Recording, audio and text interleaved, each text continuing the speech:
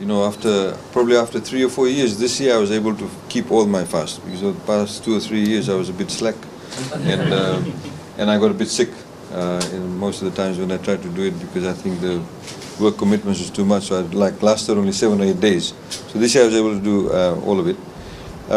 But I think for me personally, fasting is also about your own self, how you actually view your own self, and how you can improve yourself. Because when you're really hungry and thirsty, you tend to become a bit more sober.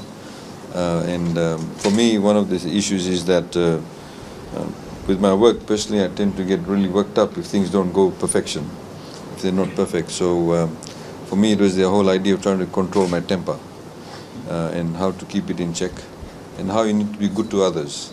Because sometimes when you caught up in the daily lives, you tend to forget how you must talk softly and gently to your children, to your wife, to your friends and colleagues. So it's more of a personal reflection time for us, and for me anyway.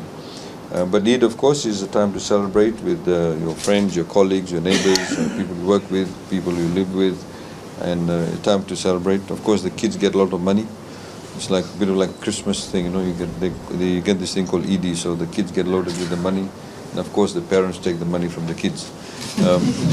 But essentially that's what I wanted to say. I also wanted to say that I think it's very important for us to also remember that we have a wonderful country where we are able to celebrate all these fantastic festivals of all the different faiths.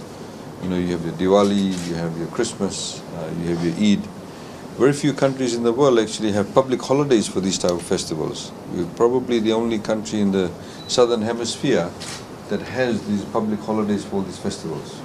So we are very lucky, and I think as a country, as individuals, very much enriched by the fact that we can celebrate all of this and get to know about each other, and be able to obviously get some free chow along the way, and get to celebrate all of this. And I think it is a great opportunity, and we should cherish that as a country. There's very few places in the world like Fiji. And the way that the country is headed at the moment in terms of economic growth, economic development, I think it again adds another feature to it that we should be able to cherish. And in fact, we need to look to the future in this respect, to ensure that this type of success, this type of growth actually continues. And the only way that we can continue to grow as a country economically, in terms of economic development. I mean, you people are playing a very pivotal role in respect of getting people connected to electricity.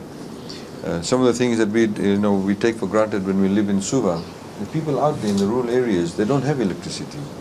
People are still drinking from streams. You go to certain parts in Vanua-Levu, people are still drinking from streams. And these people have been neglected. The fact that you get them connected to electricity and you get them drinking water is a big deal for them. But it just changes their lives so much. The example I gave the other day was, the guy who catches fish. He lives in a village, or there's people who live in the rural areas in the Western Division. I mean, in fact, I have family and friends, mainly family, who, for example, they go and catch fish, and then they sell the fish by the roadside. When they don't have electricity, the fish either needs to be sold at half the price or a tenth of the price if the customer comes along, as the day gets on, because the fish will either go bad or they have to eat it. They probably get sick and tired of eating fish every day. But the moment you connect them with electricity, they're able to have a cooler or a fridge. So they don't have to sell their fish at 1/10 of the price at the end of the day. They're actually able to have ice. If the fish does not get sold, they're able to cool the fish and sell it the next day, put water on it, you go buy as a fresh fish. And you buy it. And they get the right value for that fish. You have suddenly, by connecting them with electricity, increased their level of income. It makes a world of difference. Children who have to study under the lamplight actually get to study under proper light. It makes a huge difference to their lives. And you know that FEA has been given a substantial amount of money through the rural electrification program, and also connecting homes to the grid. There's a lot of work there. Of course, at the moment we're only limited by the capacity of electricians. That's what we're only limited by. If we had more companies, more staff, then we'd be doing a lot more. So you play a very pivotal role in the development of the country. Similarly, the people who are with Water Authority Fiji, all of you play a pivotal role. And it's very, very critical for us to ensure that all of you mean a lot to all of us. You are very much part and parcel of the growth. So please understand that. As you know, of course, that's been reflected with the budget announcements in respect of various incentives we've given. You know that we've increased the income tax threshold. So anybody that earns less than $30,000 now doesn't have to pay a single cent of tax. Right? We are putting more money in your pocket. We want you to be able to have the access to other amenities that other people have and give you more spending power. We have free education. Of course, you don't have to pay for school kids' education because we believe that everybody should have education. In this year's budget alone, we're spending over $900 million for the education sector. Now, that is an investment in the future.